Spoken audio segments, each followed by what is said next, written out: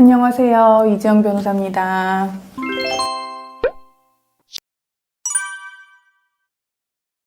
어, 2024년 새해가 밝았습니다. 다들 새해 복 많이 받으시고요. 저는 이제 오랜만에 좀 가벼운 책 얘기를 하면서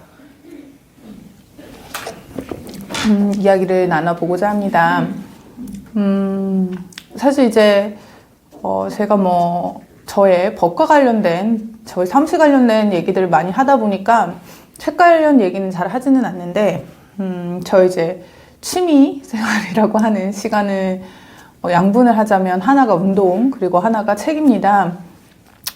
아침에 제가 보통 운동을 6시 반이나 6시 타임에 PT를 받는 것들을 많이 하는데, 올해는 제가 근육량을 좀 늘리고 힘을 좀 내기 위해서 6시 반에 일주일에 2번 정도 PT를 받고 있고요. 그리고 이제 그 외의 시간들, 여가 시간이 있으면 책을 읽는 편인데, 2023년에는 제가 이제 사실 너무 바쁜 시기였어요. 이제 사무실도 일이 너무 많은 상태고, 박사 마지막 학기도 또 이제 수료를 하지 않으면 더 이상 휴학이 불가능해서 제적을 당하는 상황이었기 때문에 학교도 마무리를 해야 됐고, 또 저희 아이의 초등학교 들어가는 문제, 여러 가지들이 겹쳐가지고 사실 제가 굉장히 힘든 한 해였어요. 그러니까 좋은 의미로 힘들었던 거죠. 그리고 이때 사무실도 또 성장을 계속하면서 직원들을 계속 고용을 하고, 또 사람이 들어갔다 나갔다 또 새로운 사업들을 하게 되고, 변호사적으로 그런 일들이 있으면서 사실 제가 되게 성장을 해야 되는 한 해였던 것 같아요. 그래서 지금 올해 이제 저희가 휴전기를 맞이해서 잠시 쉬면서 생각을 돌아보니, 제가 아무래도 작년에 가장 2023년에 감명 깊게 읽었던 책은 김승우 회장님의 사장학개론이었던 것 같습니다. 사실 이제 옛날에는 제가 책을 1년에 몇 권을 읽었다, 어떤 책을 봤다, 그런 거에 의의를 조금 됐었었는데, 요즘에 저는 사실 좋은 책이 있거나 저한테 도움되는 책이 있으면 여기저기에 두고 시간 날 때마다 찾아보는 편이어서, 사실 책을 몇 권 읽는다는 사실 중요한 상황은 아닌 것 같고요. 사장학개론은 주말에 저도 쉬면서 다시 한번 들춰봤었는데, 정말 고민이 될 때마다 많은 인사이트를 주는 책인 것 같습니다. 물론 이제 그 책의 저자인 김승우 회장님도 직접 말씀하시는 것처럼 어떤 책이든 그걸 그 저자의 상황이나 모든 게 다르기 때문에 그거를 일방적으로 받아들이거나 그게 정답이라고 생각할 수는 없는 것 같습니다. 저 또한 동일한 책이 저의 상황이나 제가 처해 있는 상황이나 상황들에 달라서 또 다르게 보이는 경우가 굉장히 많았기 때문에, 또 이해가 안 되던 부분이 이해가 되는 부분도 있고, 언제는 또 그 책이 되게 좋았다고 생각했는데 제 상황이 바뀌고 나니까 책에서 이제 주는 메시지 자체가 와닿지 않은 적도 있고요. 그렇기 때문에 이제 어떤 정답을 주는 책이라는 건 있을 수 없지만, 어떤 사업을 하시던, 그게 전문직이시던 아니면 자영업자시던 아니면 제조업이던, 사업을 하다 보면 각 사업이 성장하는 단계마다 누군가 나에게 이런 거에 대한 좀 정답을 주면 좋겠다, 내가 이런 거 있을 때 조언을 좀 구할 수 있으면 좋겠다라는 생각을 하실 텐데, 저 또한 작년이 되게 그랬던 한 해였던 것 같습니다. 그래서 그때 김승우 회장님의 사장학개론 읽으면서 되게 많은 도움이 됐고요. 올해 저도 또 채용 계획이 조금 있는데, 이제 언제 직원을 고용해야 하나라는 회장님의 그 책 파트에서 매출이 늘 때인지, 직원이 힘들다고 할 때인지, 아니면 미래를 준비해서 좀 더 여유를 둬야 되는 것인지, 그런 것들을 고민을 했고요. 또 그 책을 읽으면서 인사이트를 좀 많이 얻었던 것 같습니다.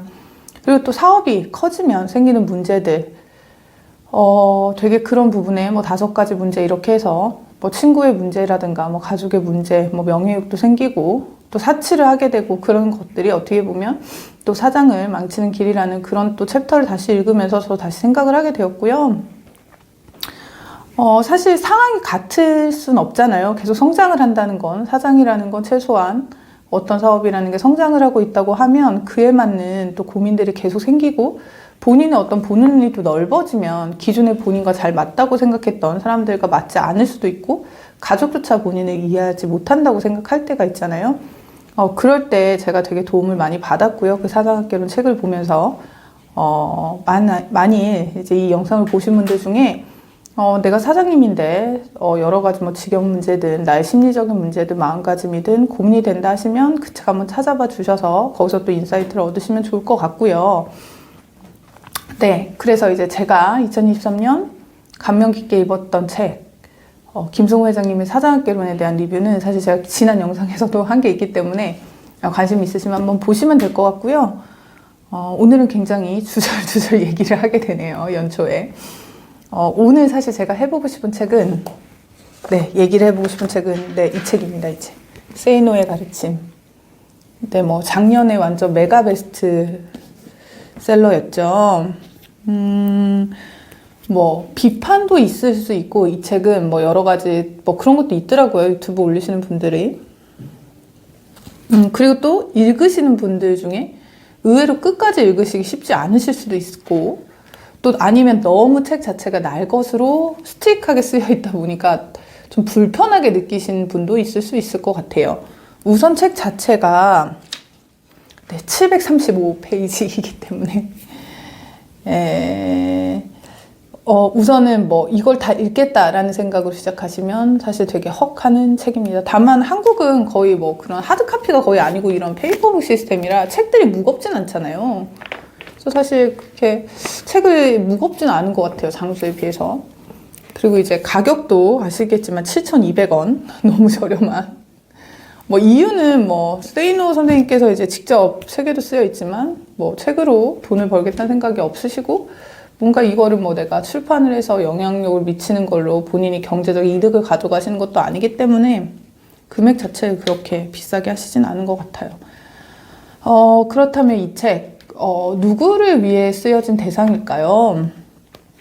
우선은 이 책을 제 주변에 부자라고 하시는 분들 중에 뭐 2세대, 3세대 분들이 읽으신 분들이 계시는데 그분들이 되게 하나같이 대부분 하셨던 말이 그랬던 것 같아요. 되게 맞는 말인데 이게 이제 2세대나 3세대로 이미 자산을 어느 정도 읽은 사람들에게는 안 맞은 책일 수도 있겠다. 이제 그걸 어떻게 불려가야 하느냐와는 약간 다른 관점일 수는 있지만 자산이 없는 사람이 뭔가 자산을 만든다고 할 때는 이건 정말 너무 맞는 말이다라고 하는 얘기가 많았고요.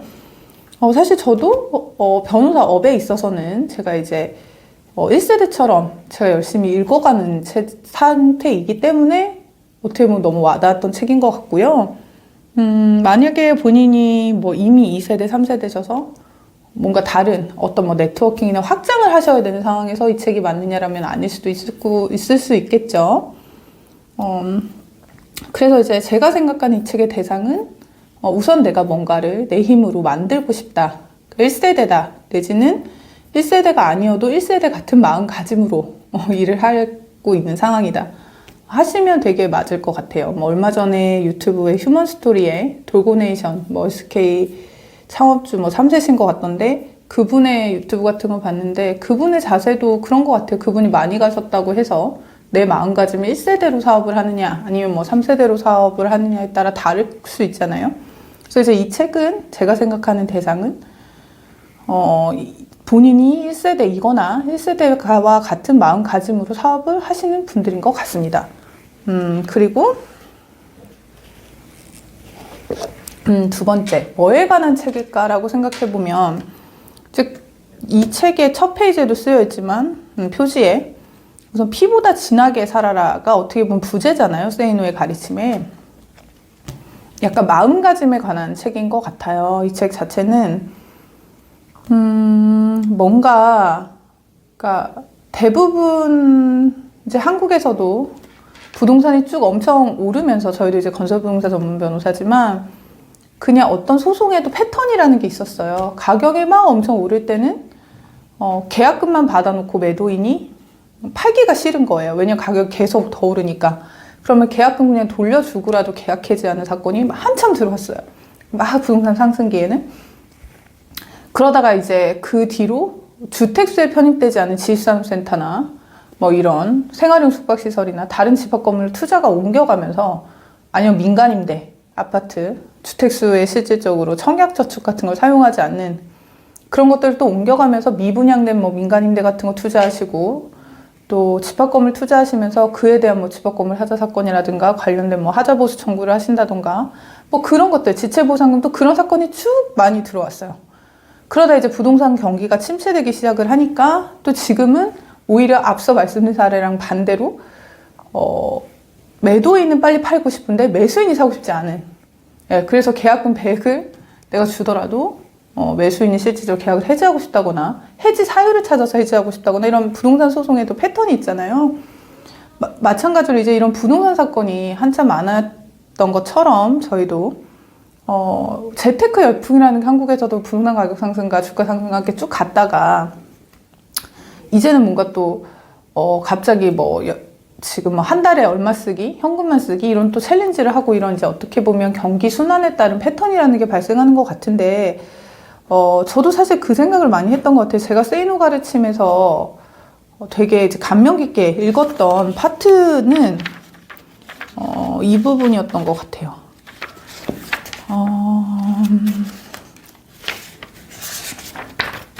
일의 대가는 질로 따져라 라는 이제 192페이지인데요. 그러니까 이게 사실 오늘 제가 세이노 가르침 전반적으로 되게 많은 얘기가 있지만 와닿았던 파트인 것 같아요. 그러니까 기본적으로 재테크를 할 수밖에 없는 거는 근로소득으로 거기까지 가는 데가 너무 한계가 있으니까요. 부자라는 단계가. 근데 이제 문제는 근로소득이나 사업소득을 통해서 시간당 자신의 몸값을 최대로 올려서 거기서 어느 정도 이상의 자산을 만들어야 재테크라는 것까지를 갈 수 있는 거잖아요. 그러니까 재테크는 해보신 분들이 아실 거예요. 돈이 돈을 버는 시스템이기 때문에 어느 정도 자산이 형성되기 전에는 실질적으로 내가 그거에서 어떤 재테크를 하는 단계까지 가기가 어렵잖아요. 근데 이제 제 주변엔 아무래도 제가 변호사다 보니 전문직 분들이 많으니까 변호사로 맥시멈을 가신 분들이 있죠. 자기 회사를 가지고 계신다거나 자기 로펌에서 매출이 뭐 100억 이상 나시는 로펌 대표님들도 계시고 아니면 뭐 대형 로펌 파트너로 1년에 연봉을 몇십억씩 받으시는 분들도 계시고요. 근데 이제 그런 분들이 다 결국은 시간당 자기가 받는 근로의 대가를 맥시멈으로 그게 근로소득이든 사업소득이든 만들어서 결국 자산을 형성해야 그 다음에 그게 부동산 투자, 채권 투자라든 것들로 넘어갈 수 있는 단계가 되는 거잖아요. 근데 이제 어떤 것들이 열풍이다라는 이름으로 확 쏠림이 생기면 저는 그게 문제라고 생각하는 게 20대 친구들한테 재테크를 열심히 해라 라고 해서 20대 친구들이 재테크를 막 열심히 공부한다고 하면 투자에 종잣돈이 없잖아요. 그리고 뭐 갑자기 하루아침에 얼마를 투자해서 얼마를 벌었다라는 그런 소리를 듣게 되면 또 이 일을 근로의욕이 갑자기 감퇴가 되죠.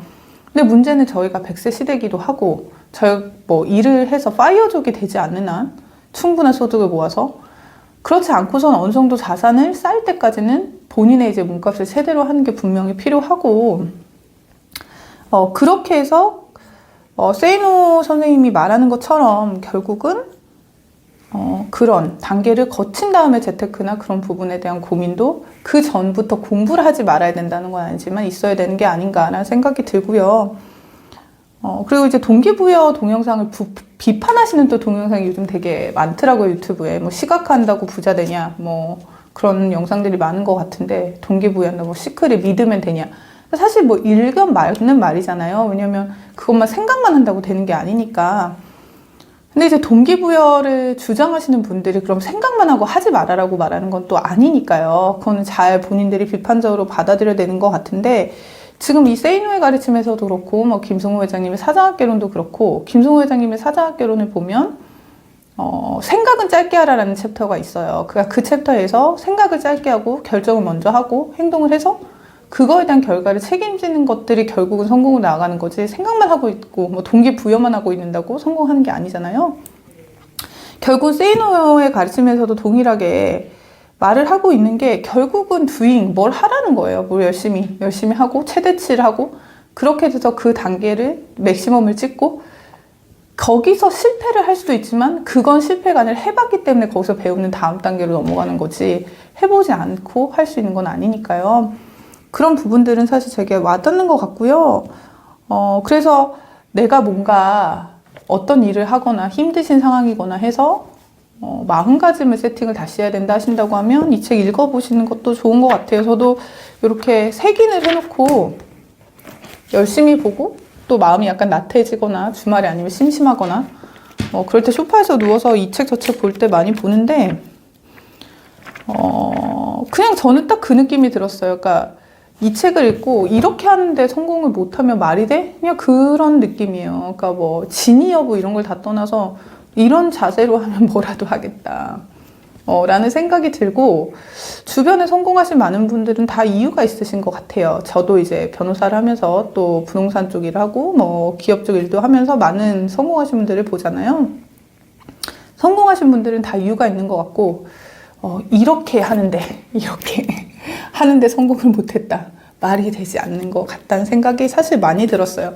이렇게 열심히 살아서 뭐 몇천억 자산가가 되느냐, 내지는 뭐 몇백억 자산가가 되느냐, 뭐 이런 돈의 액수만 봤을 때는 뭐 당연히 크고 작음의 차이는 있을 수 있다고 생각하고, 그게 또 돈이 아니고 뭐 공부나 아니면 뭐 다른 일이라고 하면 또 성과가 원래 타고나기를 똑똑한 사람과 아닌 사람의 차이는 분명히 존재한다고 생각합니다. 근데 이게 다만 뭐 내가 그러니까 뭐 1,000억을 벌겠다 이런 목표를 달성할지는 못할 수는 있겠지만, 그렇다고 뭐 1,000억을 벌러 가는 그 길에 200억, 300억 많은 자산을 규모라는 것도 있고 성과라는 게 있기 때문에 이런 자세로 살아가시면 우리가 뭐든지 할 수 있지 않을까라는 생각이 듭니다. 그래서 올 한 해 많은 힘든 일들이 있으실 수도 있고, 또 부동산 경기가 사실 지금 안 좋다 보니까 부동산 건설 전문으로 하는 저희 같은 로펌 입장에서는 조금 걱정도 많이 되고 사실 우려가 있는 게 사실입니다. 그런데 이제 그럼에도 불구하고 저희 로펌도 최선을 다해서 지금 부동산 상황들 지켜보고 있고요. 저희가 또 소송으로 들어가 있는 사건들, 하자 사건 이런 거에 또 태형건설 관련된 일들도 있기 때문에 저희가 그것도 고민을 하고 있습니다. 그래서 많이 저희도 이제 올해 고민하고 저도 정신 바짝 차리고 로펌을 운영해야 되는 상황인 것 같습니다. 그래서 여러분들 새해 복 많이 받으시고 올 한 해 나태해지실 때 이렇게 세이노의 가르침 요체 이렇게 펼쳐보시면서 마음가짐 다 잡으시면 또 올 한 해 잘 이겨낼 수 있을 것 같습니다. 다음에는 부동산 건설 관련 또 얘기로 돌아오도록 하겠습니다. 네, 새해 복 많이 받으세요.